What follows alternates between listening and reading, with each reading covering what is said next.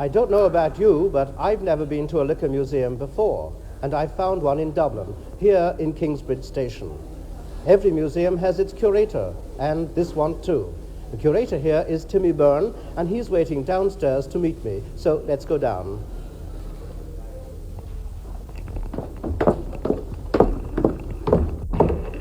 Well, hello, Timmy. How are you? My, what a place you've got here.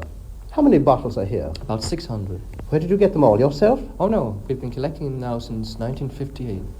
And you didn't collect them all yourself? I collected some, but not them all. Yes. A lot of the stuff came from private collectors, and some were bought in the auction rooms in London. Yes. Well, now, how long have you been the curator of this museum? Since April of last year. And is that when it opened? Oh no. Originally, the museum was in Harcourt Street Station. Yes. When it was opened in 1958, Yes. April of 1958. Yes. But as you know, Harcourt Street Station closed down. Yes. And the idea was on the long finger for about a year. And then in April of this year, the premises, the vaults here below the station, were finally selected to house the museum. It looks as if this place was made as some kind of a wine vault.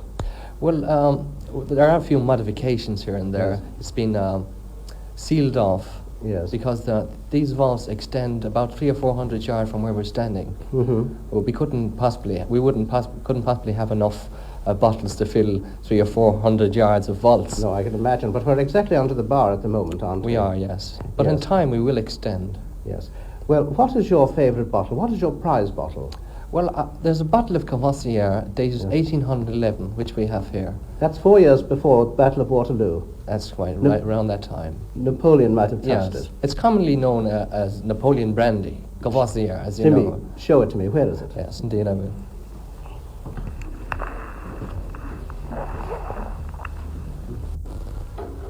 Well, here we are. This is our prize of the museum, a bottle of Courvoisier. You can see the date clearly marked there, 1811. And this was one of 6, I might mention, that was found during the Blitz on London in 1941. And one was sent to Courvoisier for examination. And upon opening it, it lost its colour, its bouquet, and its flavour within the matter of hours.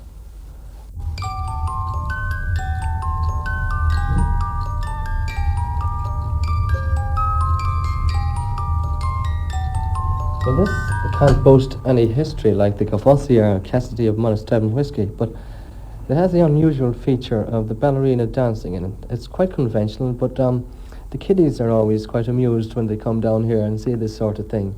And so I think it justifies its appearance here by virtue of its novel Yes. idea. Timmy, does the ballerina dance when there's no liquor in the... Oh, she does bottle? indeed. I believe she does, yes. Have you any other one? Yes, we have another one here. Another musical.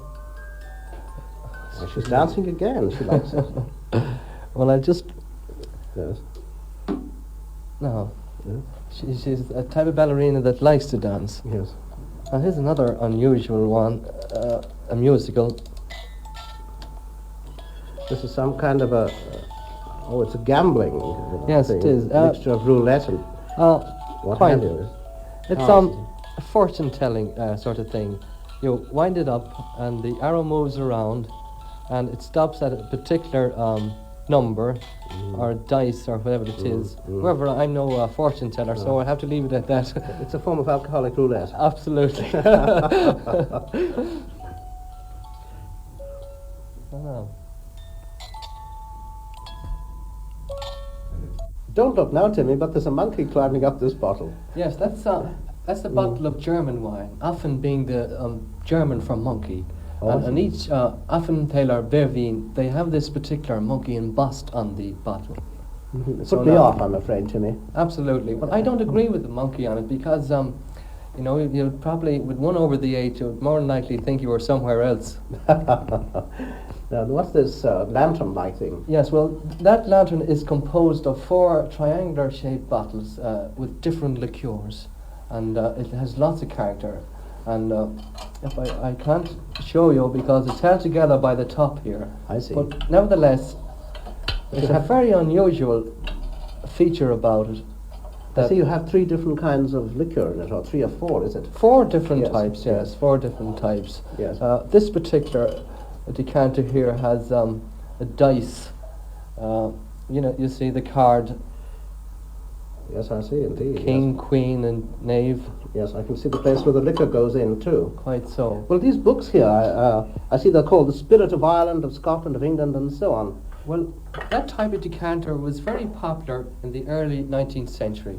And each drink that's racy of the country, for example, the Spirit of Ireland, Irish whiskey, I and see. so down along the line, Yeah. are Timmy, I was going to say that that's the kind of book you could watch television with without any trouble. indeed, yes. What's this long thing? Oh, this rather austere-looking chap is Armagnac, Yes. and it very closely resembles. As a matter of fact, cognac and Armagnac can't be separated. The difference is that in the case of cognac, there's limestone in the ground, but this is shaped on the Marshal's baton, Napoleon's baton. I see. Well, this is very wonderful, Timmy, and I'd love to stay here for the rest of the day, but I'm afraid we just don't have that much time. Well, before you go, I'd like you to have a drink on me anyway. Well, just a little one, anyhow. Oh, Timmy, not all this. I just can't. What size is this? That's a gallon, yes. A gallon glass. How much would that cost if I were to buy it upstairs? Full. Well, full. Well, Yes. I dare say in the region of a £5 anyway, or maybe probably more. I think your mathematics are not so good as your demonstrations, Timmy. I'm going to try this.